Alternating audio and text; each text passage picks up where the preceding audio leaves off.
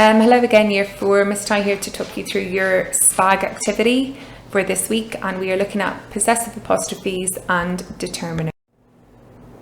So we are looking at using apostrophes to show possession. So apostrophes can be used to show that something belongs to someone or something. It's not always a person, someone or something, a noun.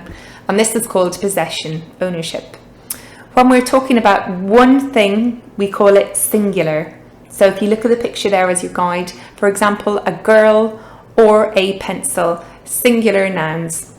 When we need to say that something belongs to something singular, we put an apostrophe and then an S at the end of the name that it belongs to. And we're going to look at some examples to make this a little bit clearer. Okay, so we're going to look at some examples. We're going to look at this one particular picture and break it down a little bit when it comes to person and common noun, and then we look at a different example when we're talking about a proper noun, the name of a place. So the girl's pencil, so it is the pencil belonging to one girl, singular. So we use our apostrophe S after the word girl, so it becomes the girl's pencil to show possession. It is her pencil, she owns it. Common noun, we're looking at the pencil itself, and its tip, the tip of the pencil is broken. So the pencil's tip was broken. Again, apostrophe S to show that it's the tip belonging to that one particular pencil. And a proper noun, I had to get a little bit of Ireland in here. Ireland's national flag is green, white and gold. So the national flag belonging to Ireland, Ireland being one nation.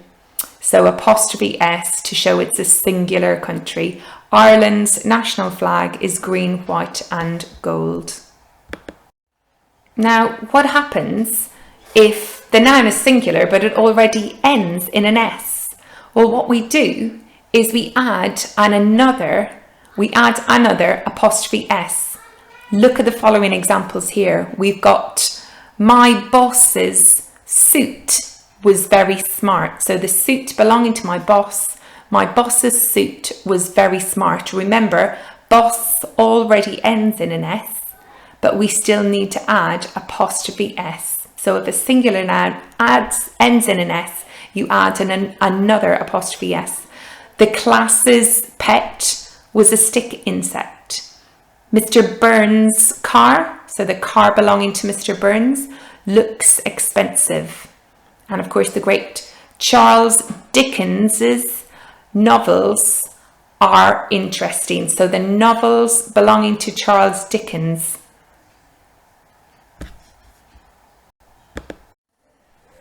So of course, in our SPaG, there are often exceptions to the rule.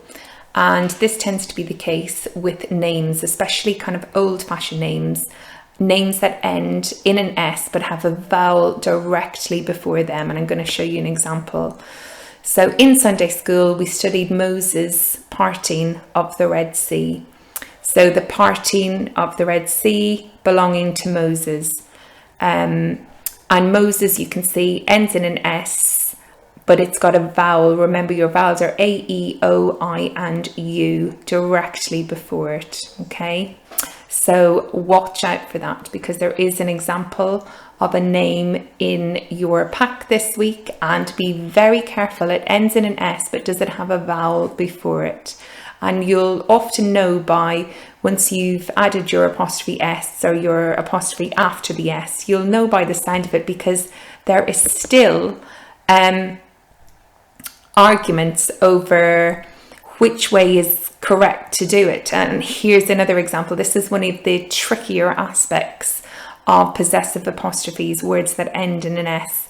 So if you look at these two examples here, we've got St. Thomas's Hospital and St. Thomas's Hospital. Now we can see that the word Thomas ends in an S, but it's got an A before it.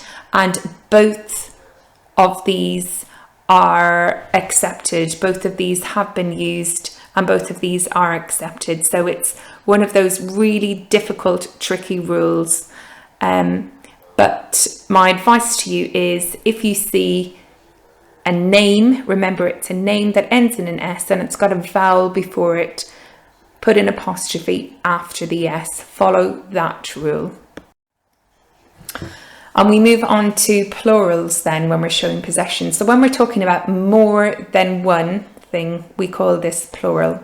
For example, a pack of wolves or a group of countries. So if the noun is plural and ends in an S, add only an apostrophe. For example, the wolves' prey was a deer, so the prey belonging to the wolves. Wolves ends in an S, so you just place an apostrophe after the S. Remember, if the noun is plural, there's more than one, there's a pack of wolves, and it ends in an S, add the apostrophe, only add an apostrophe. If the noun is plural and does not end in an S, then you simply add your apostrophe S like we do for a singular, to show singular possession too. So the children's classroom is empty, the classroom belonging to the children. Remember, children is plural, so we've just added our apostrophe S. The geese's pond was very beautiful, the pond belonging to the geese. Remember, it is a group of geese. And plural nouns can be spelt using a variety of different letter endings. So as long as the noun ends with an S, we still show an apostrophe of possession, using apostrophe without an S after it. And here's some examples. So the pony's diet is mostly grass. The diet belonging to the ponies, a group of ponies as you can see in the picture. And the house's chimneys are all made from brick. The chimneys belonging to the houses, you can see more than one house there. So the house's chimney are all made of brick. They end in an S, so just add the apostrophe after the S. And then we move on to determiners. So determiners, I've always found, are, once you know what they are, they're very easy to spot, but they're kind of difficult to define exactly what they are. But a determiner is a word that goes before a noun and identifies the noun. So I'm going to talk you through the different types of determiners, and we're going to look at the most common determiners first of all. They're referred to as articles. So you can see we've got our nouns there in black, boy, orange and cat. And those three words are the most common determiners. We see them most frequently: a boy, an orange and the cat. The second type of determiner we're talking about is demonstrative, and this helps us to refer to a specific item, object or person. So we've got our nouns there again: apple, car, shop, girls. So it's this apple, that car, these shops, or those girls. So they help us to refer to a specific noun. Then we've got our possessive determiners. And this helps to show ownership again, possession. So it's his hat, her homework, my book, and their house. So quite common determiners as well, those possessive. Then we move on to quantifiers. Now these are used to indicate quantity. So some rice, each word, every box. They are just some of the quantifiers, but remember, they help us to the quantity that we are talking about. We also have an easy one, numbers. They are determiners as well once they come in front, directly in front of the noun. Remember, that is the secret. Find the noun and then the determiner should be in front. 1 chair, 2 men, 3 dogs. And finally, question words are also determiners.